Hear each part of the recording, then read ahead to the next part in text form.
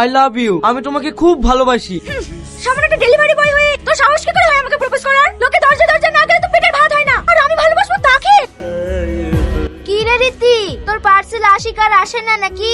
না না, ওকে এমন শিক্ষা দিয়েছি না, ওর জীবনেও আসবে না। তুই যাই বলে তাই বল, তুই শুধুমাত্র যেটা লিখো ছেলেটার সাথে তোর বেইমানি করা ঠিক হয়নি। ওসব কথা বাদ দে তো, শাবনুরের কি ব্যাপার তাই বল। আজকে শাবনুরকে দেখতে আসবে, ছেলেটা বিশাল বড় লোক। তাই নাকি?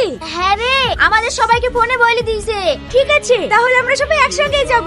ঠিক আছে ভাই, তাহলে বলে ছেলে পছন্দ তো? ভাই, ওরকম কথা বলে আর আমাকে লজ্জা দিয়েন না। এরকম ছেলের সাথে আমার মেয়ের বিয়ে হয়েছে, এটাই আমার মেয়ের সৌভাগ্য।